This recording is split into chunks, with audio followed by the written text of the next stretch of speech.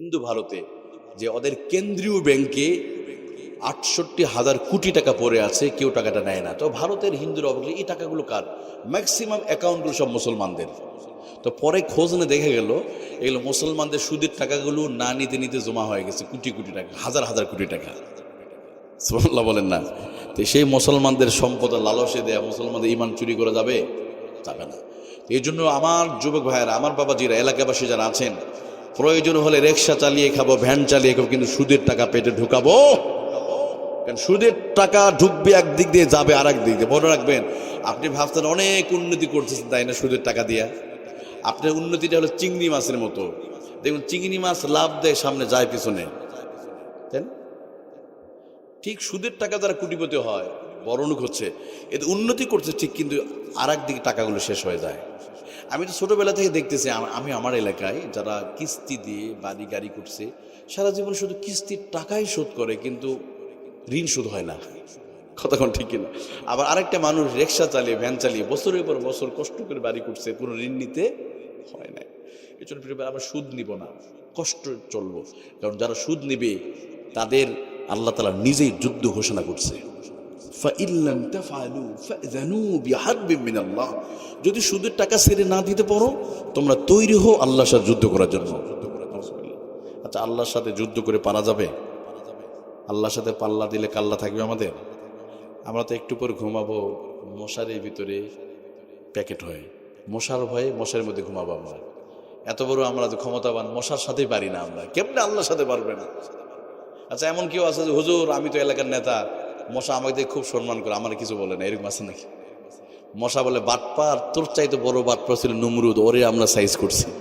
আর আল্লাহ মশার 14 গোষ্ঠী কেন শেষ করে দেয় নাই? পৃথিবীতে যত নমরুদ মার্কা বেঈমান আসবে ওদেরকে শিক্ষা দেওয়ার জন্য। কথা বলেন ঠিক কিনা? তো আমরা মশার সাথেই পারি না, আল্লাহর সাথে কেমনে পারবো?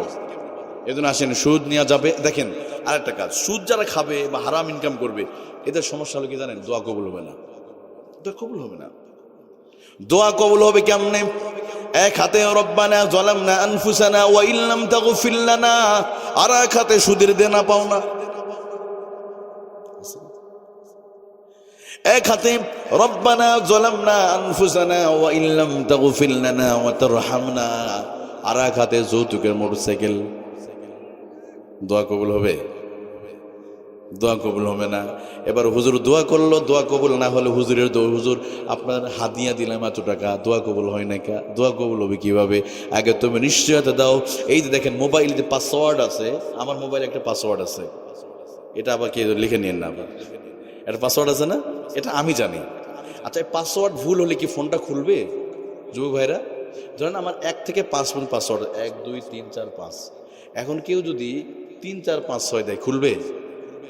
খুলবে না। আপনি তো আপনার দোয়ার পাসওয়ার্ড ভুল করে ফেলেছেন। যেদিন আপনি সুদ নিয়েছেন, সুদ খেয়েছেন, দোয়ার পাসওয়ার্ড লক হয়ে গেছে, দোয়া কবুল হবে না। যেদিন আপনি হারাম খেয়েছেন, দোয়ার পাসওয়ার্ড লক হয়ে গেছে, দোয়া কবুল হবে না। যেদিন আপনি মা বাবাকে কষ্ট দিয়েছেন, সেদিন দোয়ার পাসওয়ার্ড লক হয়ে গেছে, দোয়া কবুল হবে না।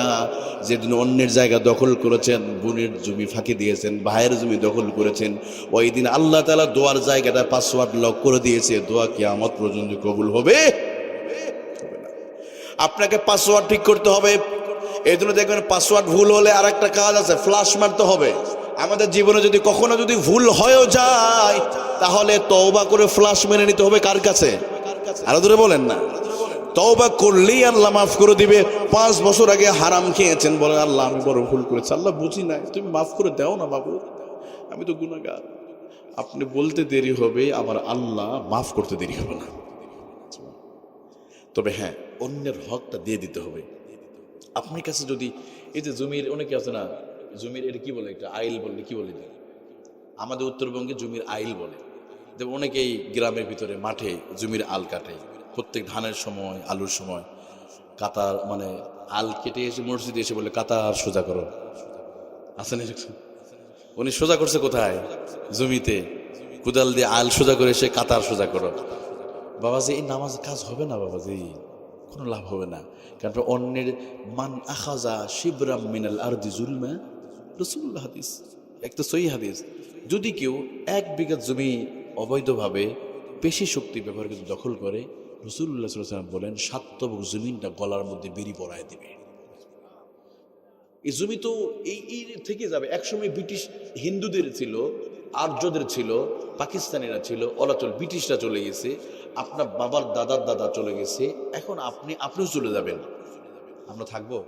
আচ্ছা, আমরা এখানে যারা আছি বলেন তো, আগামী 40 বছরের ভিতরে সবাই কি থাকবো এখানে? আগামী 40 বছরের ভিতরে 90% মানুষ আমরা মাটির নিচে চলে যাবো। আমিও চলে যাব। এখানে যাদের বয়স 30 বছর, আগামী 40 বছর পর কত হবে? তাহলে 30 বছরের যুবকরা কি বৃদ্ধ হয়ে গেছে অলরেডি? কিসের ভাব ভাই যুবক ভাই? আমার মা বোনেরা যারা দূরতে শুনছেন, যারা যুবক যারা আছেন, আজকের যুবক আগামী দিনের বৃদ্ধ। আজকের যুবক, আজকে 30 বছরের টকবকে যুবক, আর 40 বছর তার যৌবনের মেয়াদ শেষ, বৃদ্ধ, চলতে পারবে না। অন্য সাপোর্টও ছাড়া চলতেই পারবেন না আপনি। এই জন্য যুবক ভাইদের বলি, কবরে তো যাওয়াই লাগবে, আসেন না। কবরে যাওয়ার আগে আমরা নিজেদের সংশোধন করি।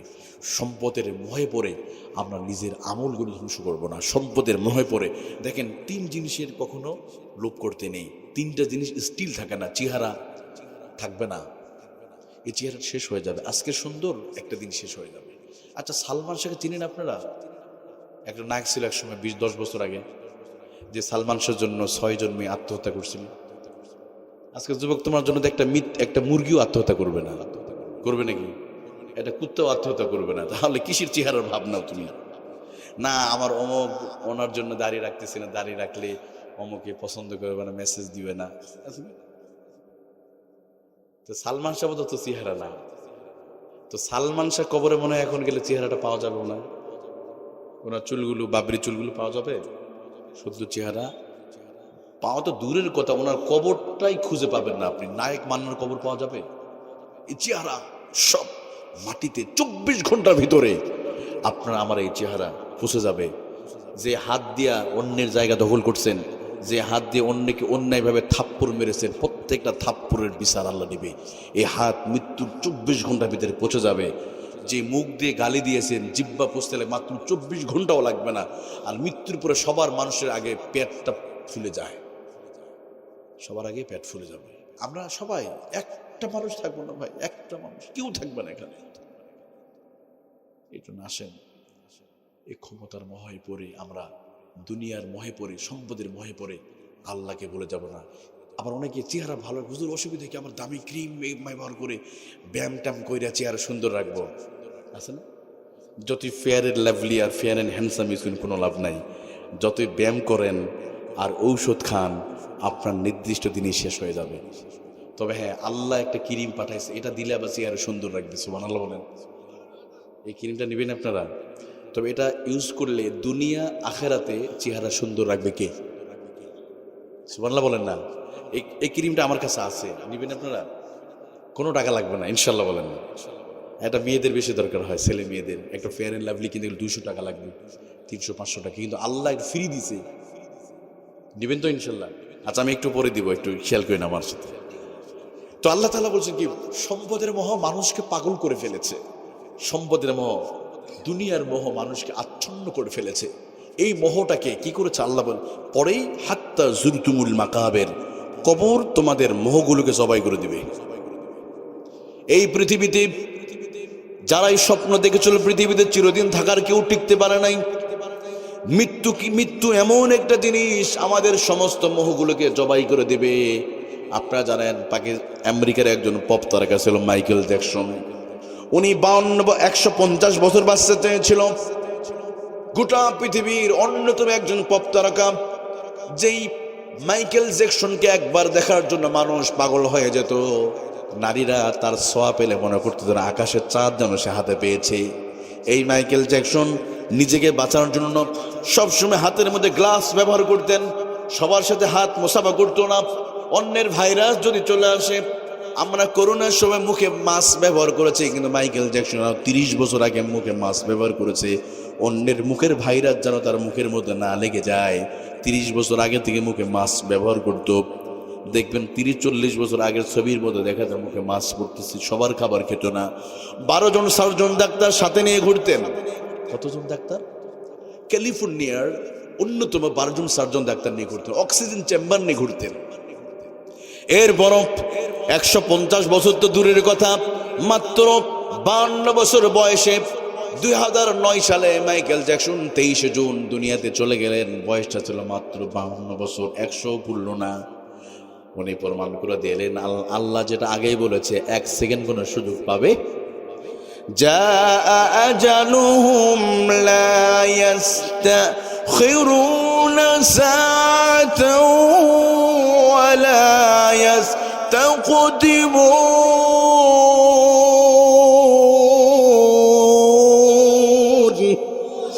আল্লাহ রাব্বুল আলামিন বলেন 1 সেকেন্ড আগ পিছ কোনো হবে না।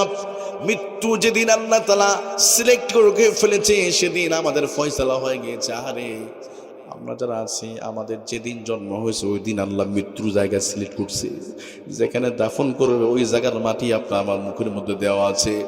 আপনি এলাকায় ঘুরতেছেন, হয়তো জানেন না কত জায়গায় মালাকুল মাউত এসেছিল। আমরা অনেকে ভাবি হুজুর আমার এখন মৃত্যু হবে না, আরো দেরি আছে, 5 বছর পরে মৃত্যু হবে, বা আরো 10 বছর পরে, এখন যদি বিয়ে করি নাই।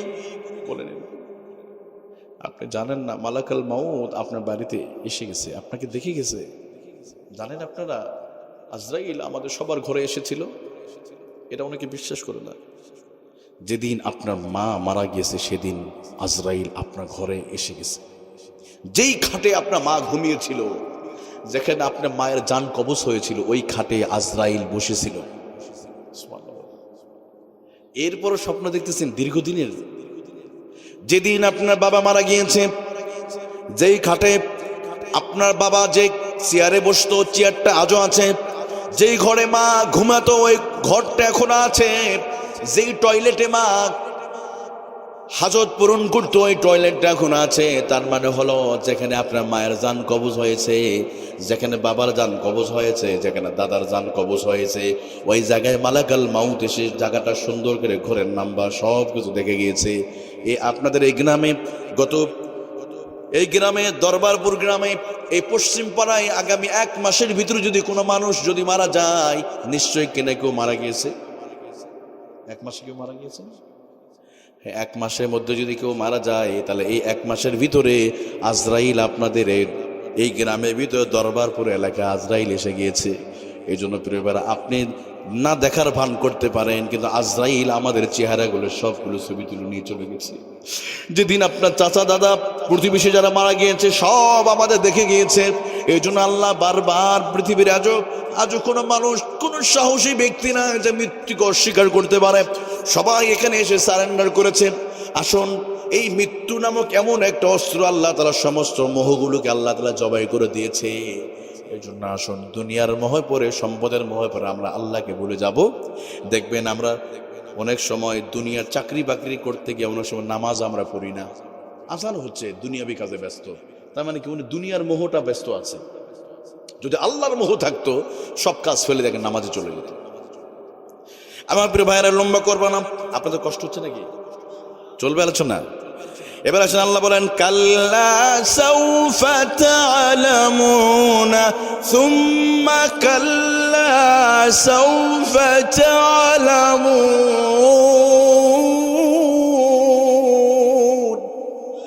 আল্লাহ রাব্বুল আলামিন এবার একটু ধমকের সুরে একটু ধমক দিয়ে বললেন। 2টা শব্দ ব্যবহার করলেন, একটা তাফসীরের মধ্যে এসেছে কাল্লা সাউফা তা'লামুন, অচিরেই তোমরা জানতে পারবে। এরপরে বললেন সুম্মা কাল্লা সাউফা তা'লামুন, অতি শীঘ্রই তোমরা জানবে। আল্লাহ এখানে আল্লাহ ধমক দিচ্ছে আমাদেরকে। কিসের ধমক? যারা দুনিয়ার সম্পদের মোহ পড়ে, যারা আল্লাহকে যারা ভুলে গিয়েছে, ক্ষমতার মোহে পড়ে যারা জুলুমান নির্যাতন করেছে, যারা আল্লাহকে ভুলে গিয়েছে, ওই সমস্ত মানুষদেরকে আল্লাহ তাআলা একটা ভয় দিচ্ছেন। কিসের ভয়? আল্লাহ বলেন লা তারাউল জাহিম।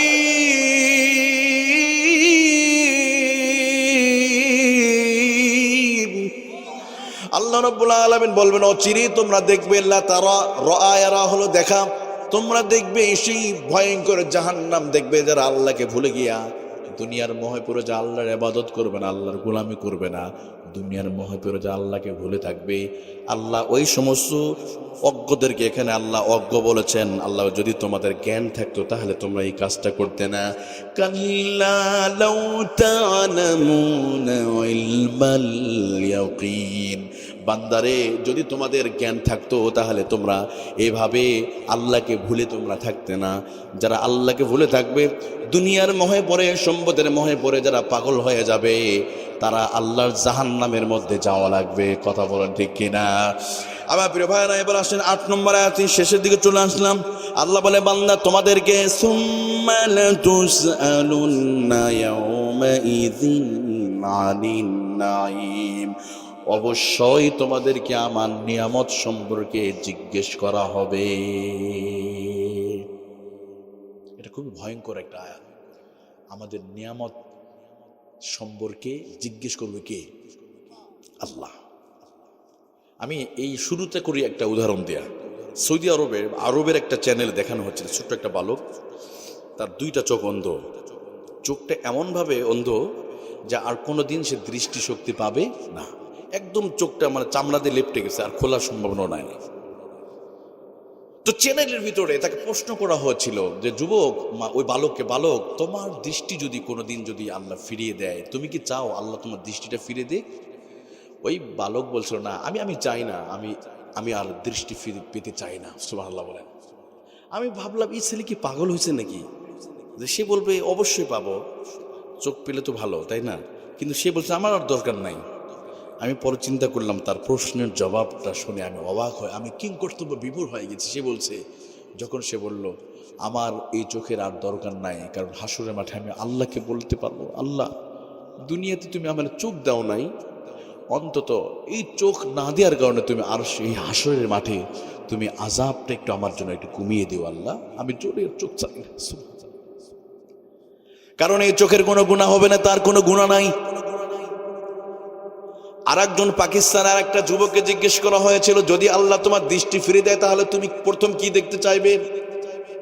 ওই যুবক বলেছিল, জানি না আমি আর দৃষ্টি কোনোদিন ফিরে পাবো কিনা আমি জানি না, তবে হ্যাঁ, যদি কোনোদিন আমি আমার দৃষ্টিশক্তি যদি আমি ফিরে পাই, তাহলে আমি আমার চোখ দিয়ে প্রথম আমি আল্লাহর কালামুল্লাহ কোরআনুল কারীম আমি দেখতে যাব।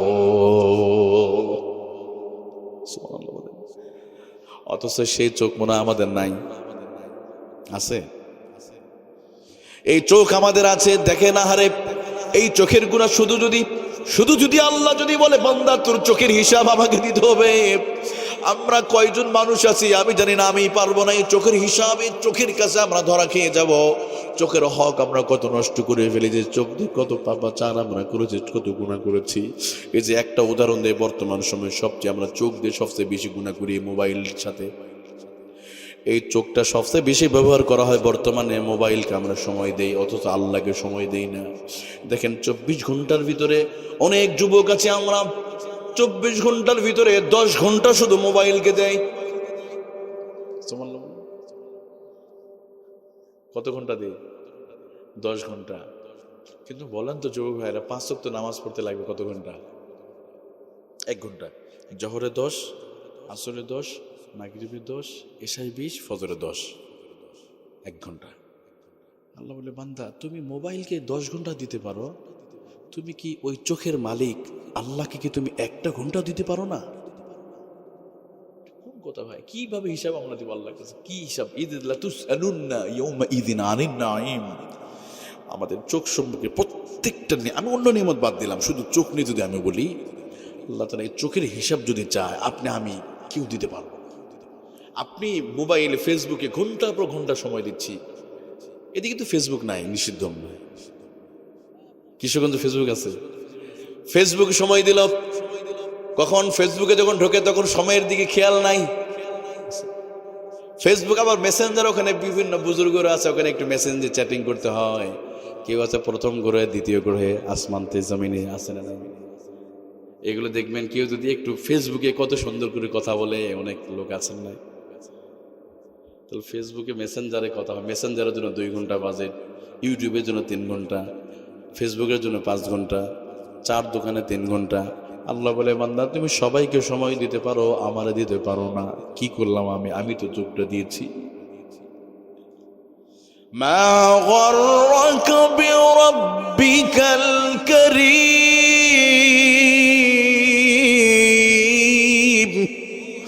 কি হলো তোমরা আমার সাথে? কে তোমাদের বিভ্রান্ত করেছে রব সম্পর্কে?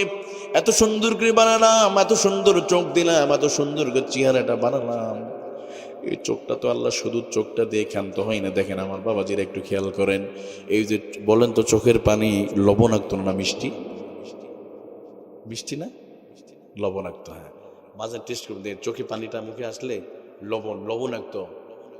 চোখের পানি যদি লবণাক্ত না হতো, মানুষ পৃথিবীতে 1 মিনিটের জন্য চোখটা নষ্ট হয়ে যেত। কখনো কি কল্পনা করছেন? দেখেন সমুদ্রের পানি আর চোখের পানি লবণাক্ত। কেন লবণাক্ত দেখেন, এটা নিয়ে গবেষণা করছে আমেরিকার একজন বিজ্ঞানী, নাসার বিজ্ঞানীদের ভিতরে অন্যতম উইলিয়াম ফে। ওনার নাম উইলিয়াম ফে। শুধু চোখের পানি নিয়ে রিসার্চ করেছে 20 বছর। কত বছর? উনি 20 বছর রিসার্চ করার পরে তিনি বললেন, মানুষের চোখের পানি এতটা গুরুত্বপূর্ণ, চোখের পানিটা লবণাক্ত হওয়ার কারণে এই যে পিচ্ছির পানিটা, মানে বাহিরের যত আর্দ্রতা, যত মানে ব্যাকটেরিয়া, যত জীবাণু আসে সবগুলো সে নিট অ্যান্ড ক্লিন করে দেয়।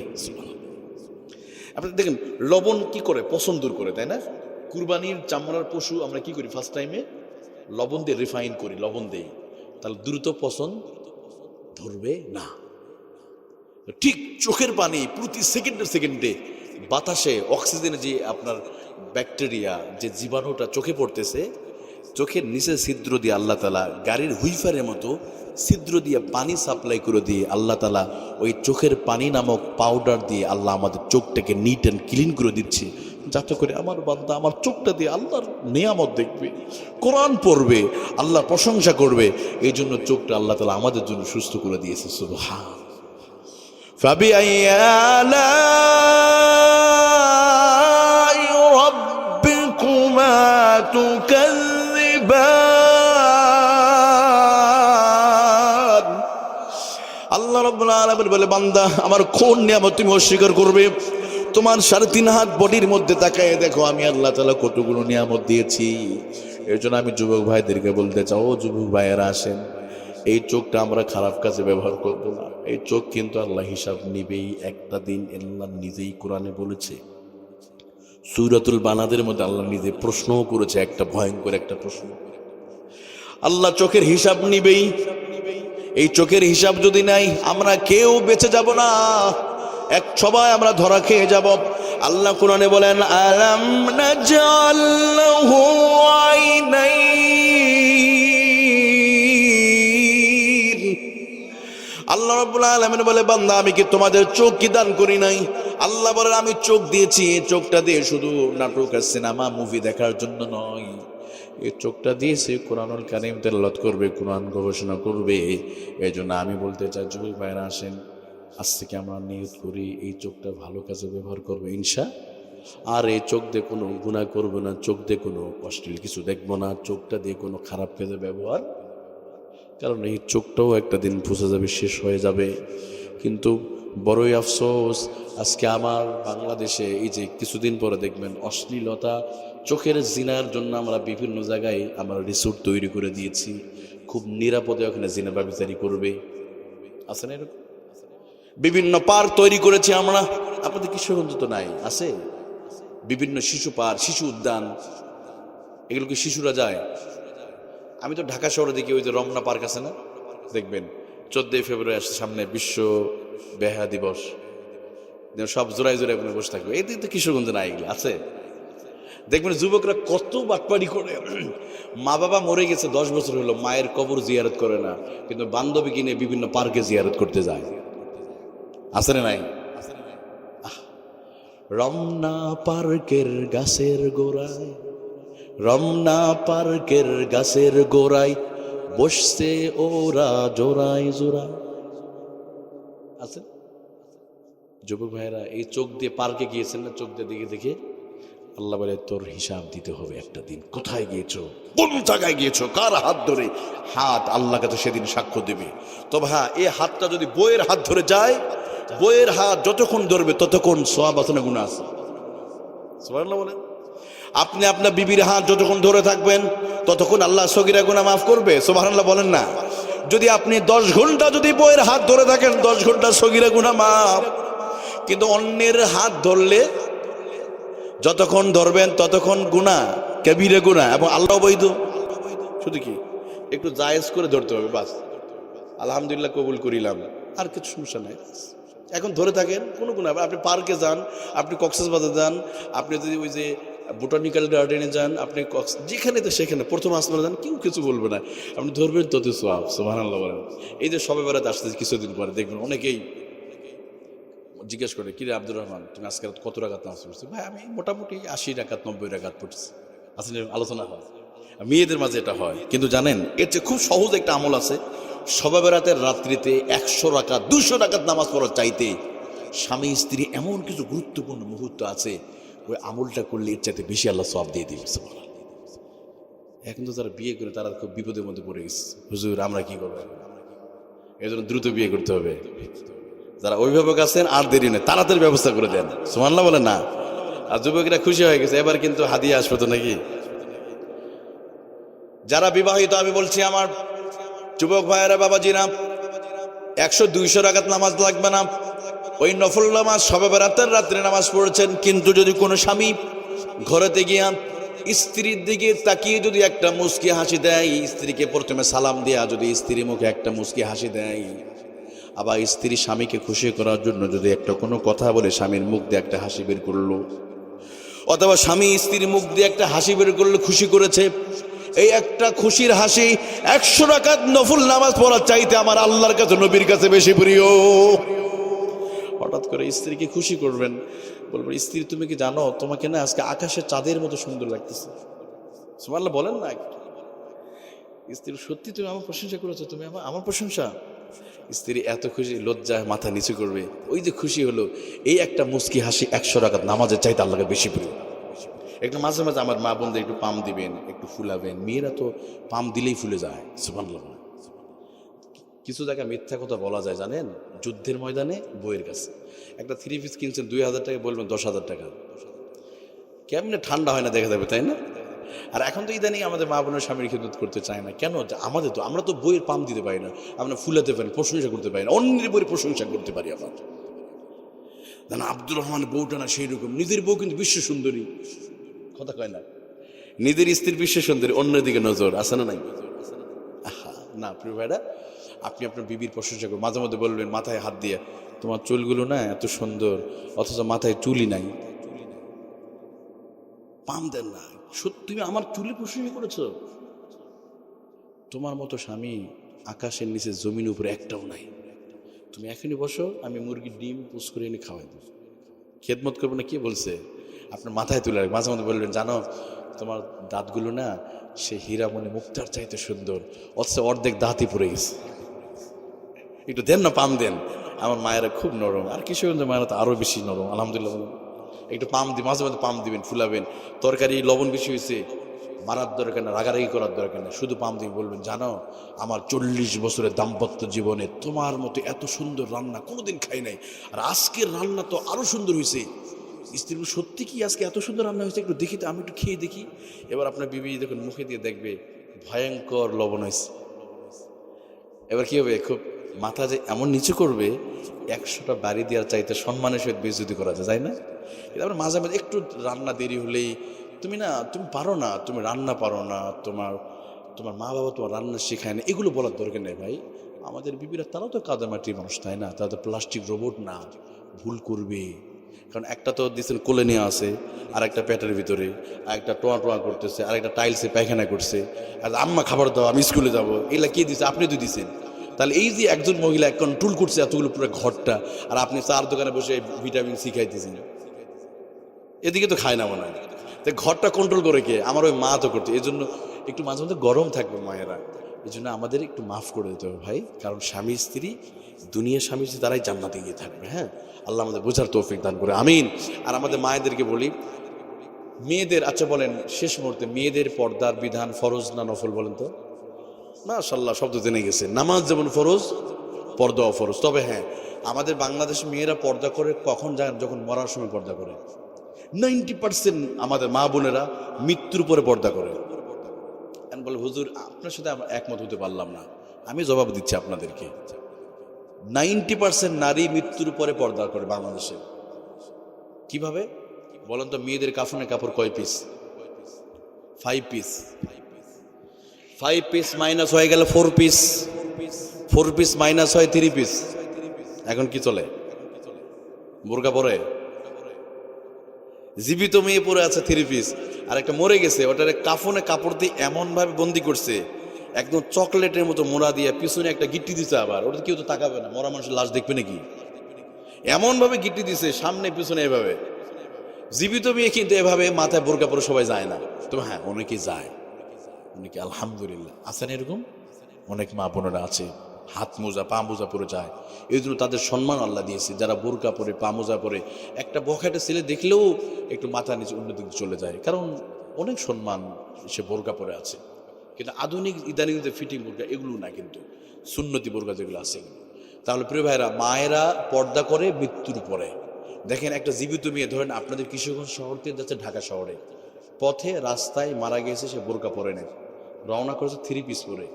এবার লাশটা ঘরে এনে যখন গোসল করায় দিবে, বলেন তো তখন মৃত্যুর পরে তার ওই 3 পিস খুলে কি পরাই দিবে? 5 পিস, 5টা পিস পরাই দিবে।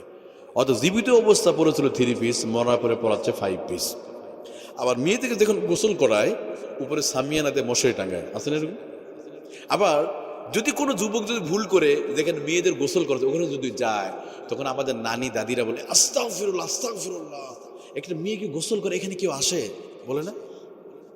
অথচ এই মেয়ে যখন জীবিত ছিল, একটা অটোতে বসে বাসে এক পাশে ছেলে পুরুষের সাথে গায়ের সাথে গা লেগে চলে গেল, তখন আস্তাগফিরুল্লাহ কেউ বলে নাই, বলছে? এবার মরে গেছে লাশ, এখন কথা বলতে পারে না, চেহারা সৌন্দর্য নষ্ট হয়ে গেছে, এখন আস্তাগফিরুল্লাহ। এই আস্তাগফিরুল্লাহ একটু আগে পড়তে হবে। এর জন্য বলি মা বোনেরা, আপনি পর্দা করবেন না, বোরকা পরবেন না, কিন্তু একটা দিন ঠিকই আপনাকে কাফনে কাপড় নামক বোরকা পরা লাগবেই। এজন্য আমার বাবাজিরা যারা আছেন, যাদের মেয়ে স্ত্রী বোরকা পরে না, আর আপনি যদি না উৎসাহিত না করেন, আপনি দায়ুস হবেন, দায়ুস জান্নাতে যাবে। এই জন্য আমি মা বোনদের বলি, মা বোনেরা, আচ্ছা দেখেন মেয়েরা একটা তেলাপোকা দেখলে ভয় পায়, আছে না? একটা টিকটিকি দেখলে দেখবেন মেয়েরা ভয় পায়, এই টিকটিকি ঘুরতেছে দেখলে লাফ দিয়ে উঠবে। 10 জন মেয়ে বসে আছে, মাঝখানে একটা তেলাপোকা ছেড়ে দিবেন, যে কাপড় নষ্ট করে কে কোন দিকে দৌড়াবে খুঁজে পাওয়া যাবে না। তাহলে যেই মেয়েটা একটা তেলাপোকা দেখলে ভয় পায়, যেই মেয়েটা একটা টিকটিকি দেখলে ভয় পায়, একটা প্লাস্টিক সাপ আছে, অনেক মেয়ে আছে ধরার সাহস নাই, আপনিও ধরতে পারবেন না। প্লাস্টিক সাপ দেখে যারা ভয় পায়, কিন্তু কবরে যাওয়ার পরে ওই কবরটা হবে ভয়ঙ্কর কীটপতঙ্গের কবর, ওই কবরে কেউ থাকবে না। দুনিয়ায় বিপদে পড়লে সন্তান এসে বাঁচায়, স্বামী এসে বাঁচাবে, প্রতিবেশী বাঁচাবে, কবরে কেউ নাই। আমার মা বোনদেরকে বলে, মা কবরে যাবেন, মাথার চুলগুলো বের করে আপনি চলেছেন, ওই চুল যত পুরুষ দেখবে, প্রত্যেকটা চুলের বিনিময়ে ভঙ্কের সাপগুলো আপনাকে দংশন করতেই থাকবে। এর জন্য আসেন, কবরে যেহেতু যাওয়াই লাগবে।